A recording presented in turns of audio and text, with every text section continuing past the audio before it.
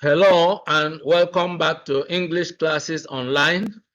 This is Benjamin, and in today's video, we are going to focus our attention on the speaking interview question type. This question type is a video interview which is usually recorded, and the recording is sent to the candidate's university. So it is a very important task, even though it is an unrecorded test in the sense that there are no scores for it in the general score, yet it can be a deciding factor in the university's decision concerning your admission application. So it is important that you do it exceedingly well. So I'm going to give you some tips on how to answer this type of question, and we are going to go through some examples. Let's get started with some of the top tips. Now, the first thing you need to understand is that the speaking interview is an ungraded question.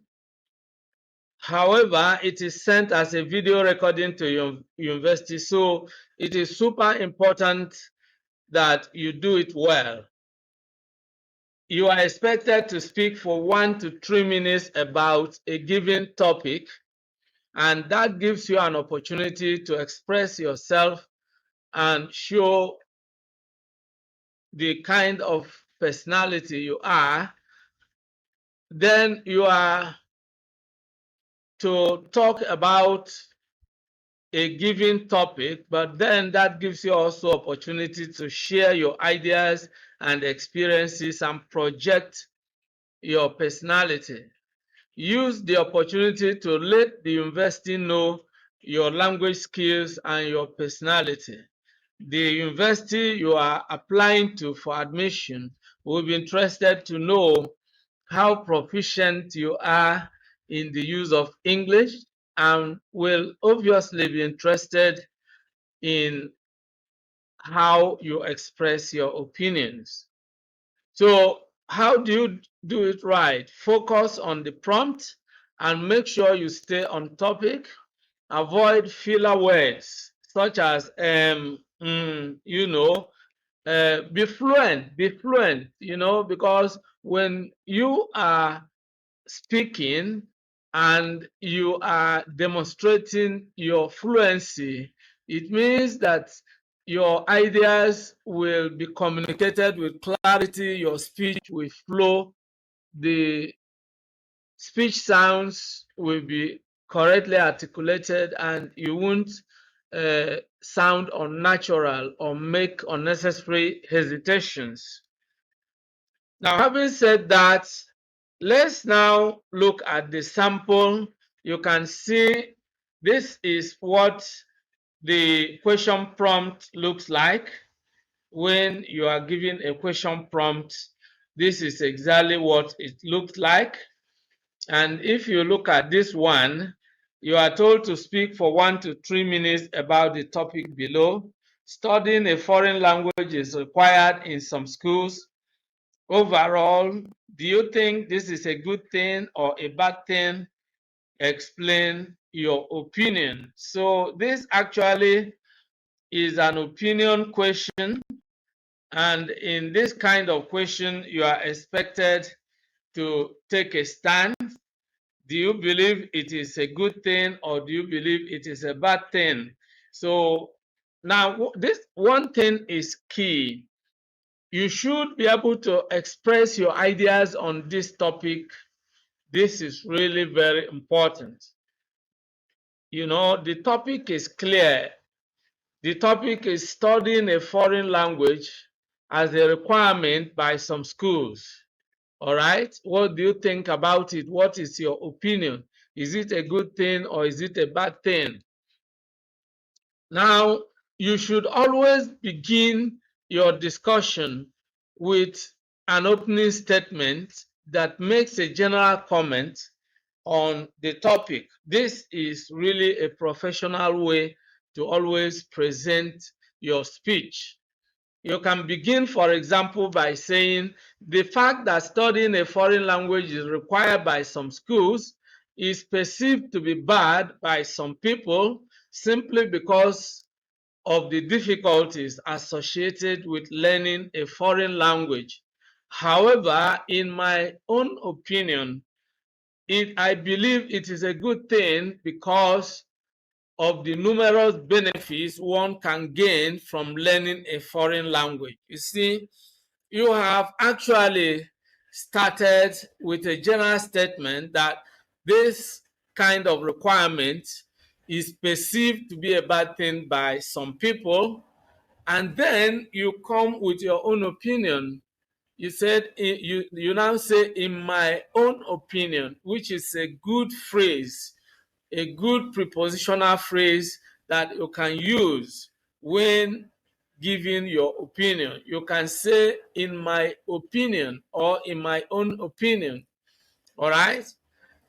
So, having already said that you believe it is a good thing because learning a foreign language has numerous benefits, then the next thing you will do is to present your opinion. Actually, this is what you have been asked to do: explain your opinion. And in this case, you are going to explain with reasons why you believe it is a good thing. Some people believe it is a bad thing. You believe it is a good thing. You must explain why. So you can begin, in this kind of question, you should quickly organize your thoughts. And, this is unlike writing. In writing, you can quickly jot down the points. You create an outline quickly by jotting down the points you want to use. But in this kind of question, you are to quickly do some mental groundwork. Just think about the topic and then come up with at least 2 or 3 or more points that you want to discuss, so you pick them one by one. For example, you can quickly think about the benefits. Number one, ability to connect with others. Number two, a big advantage in advancing your career. Number three, you can say it's helpful in going to study or work abroad. Or you can also say it increases your creativity. You can even talk about confidence, that it increases your confidence. All right. So once you are able to think about some points, the best way to do this kind of discussion is to pick the points one by one. You can begin with, the ability to connect with others. You can say, to start with, um, learning a new language enables one to connect with other people. It enables you to communicate with people in their own language, and being able to communicate with someone in his or her language is an important gift, because it really uh, endears, it really enables you to gain favor when you speak to people in their own language. They are able to understand the ideas you are communicating, and they are more likely to give you their support. So being able to connect with others is one of the benefits of studying a foreign language. Then you can then talk about the second one, a big advantage in advancing your career. You can say that, language skills are among the critical skills that employers always require, when looking for someone to pick for a job. And so being able to speak or use a foreign language is an added advantage if you are looking for a job or if you are applying for a job. All right. And the language also enables you to write your application, to package your CV, and even on the day of interview, you are able to express your ideas, give answers to the interviewer's questions, and that can help you. Then you can also talk about the fact that studying learning a foreign language is helpful if you are going to study or work abroad. You can even give examples specifically with this test. You can say, for example, Duolingo English Test is a typical example, because if you are from a non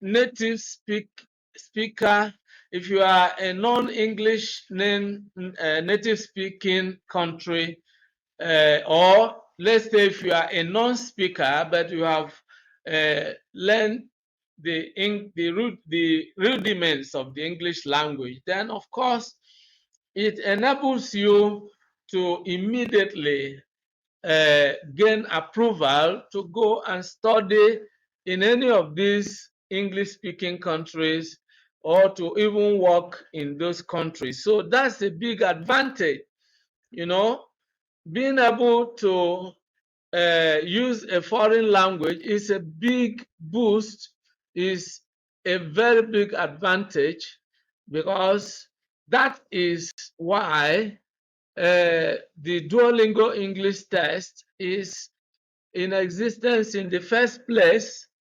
It is a proficiency test to evaluate your language skills and make sure you can use this language very well.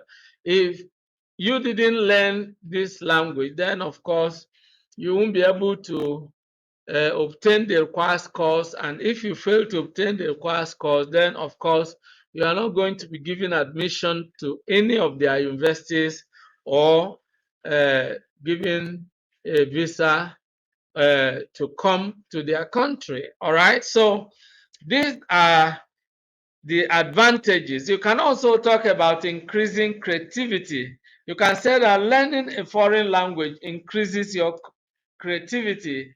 It improves your ability to solve problems and think more logically. And it also enables you to use new words and phrases, which actually enables you to express new ideas and become more creative, not only in the way you think, but also in the way you apply these ideas. So language is a vehicle for communicating thoughts and ideas, and creativity is about, giving life to your thoughts, or bringing your thoughts to life. Okay. So then finally, you can talk about increasing your confidence. You can say that learning any new skill has a way of increasing one's confidence. And so learning a new language is learning all the language skills that come with it.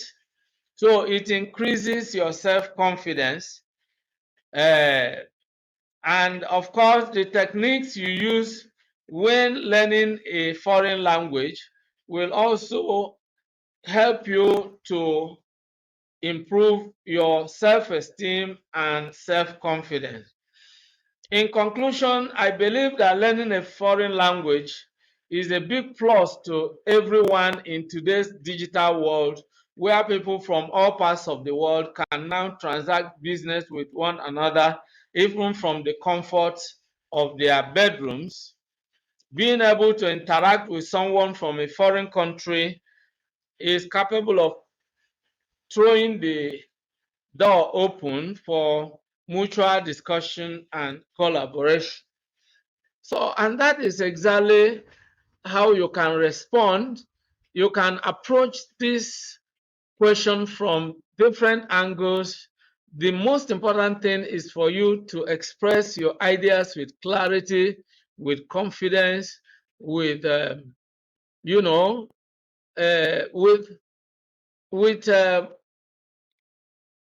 with naturalness. I must add, you must speak naturally, okay, and you must try as much as possible to use examples where necessary, then use transition words finally, in addition, moreover, to start with. These are some of the things that can really embellish your presentation. Now, let's look at another question. This another sample of the same question type. Again, you notice that you are usually asked to speak for 1 to 3 minutes about the topic below. And the topic here is as follows. Describe an important decision you have made. Why did you make that decision? What was the result? You see? So that's exactly what you are asked to do here. How can you approach this kind of question? Again, you can start with a general comment on the topic, taking an important decision. You can say, I have made a number of important decisions that were necessary for accomplishing certain goals in my life. Or you can even say, there are always occasions or situations in which everyone has to take some important decisions that are necessary for accomplishing certain goals in their lives. Personally, I have found myself in such situations and I've taken a number of important decisions that have been necessary for accomplishing my goals. Perhaps the most critical of them was the decision to quit my job in order to establish my own business. That was 3 years ago. You see? You see? So you have already called a spade a spade. Describe an important decision you have made.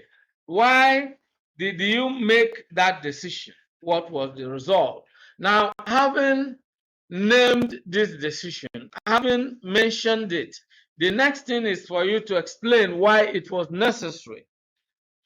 Then you can say, for example, it was a very difficult decision to make, as I had already risen to the position of the principal of a high school with a substantial increase in my pay package. However, I decided to quit because I wanted to set up my own online teaching business. I opted for entrepreneurship in order to have the freedom to do the things the way I want them and to earn income on my own terms without waiting for a monthly paycheck. You see, you can give other reasons. You can say that, uh, setting up your own business gives you the freedom and flexibility to do the things you like to do, the time you want to do them, and how you want to do them. It enables you to become your own boss, and it liberates you from the bondage of being bossed around and the uncertainty associated with always waiting for someone else to sign your paycheck. Why did you take this decision? You can explain why, because this has to do with, quitting your job. Then the next thing is, what was the result? You now have to explain the result. You can say, well,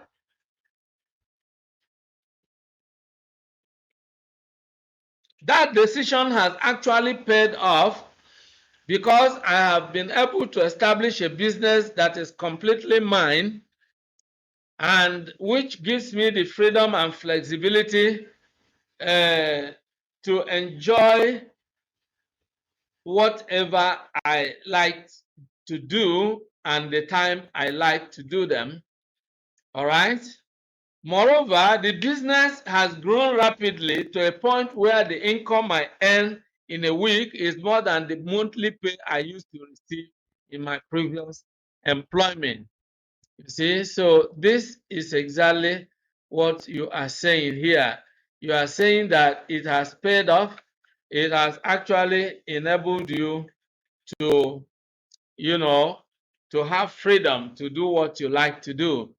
No, so what I have done in this lesson is to just give you uh, insight into the simple procedure you can follow in responding to this kind of question. So this is where we are going to draw the curtain on today's lesson. I look forward to seeing you in the next class. I really hope you enjoyed today's class, and if you did, then of course I would like you to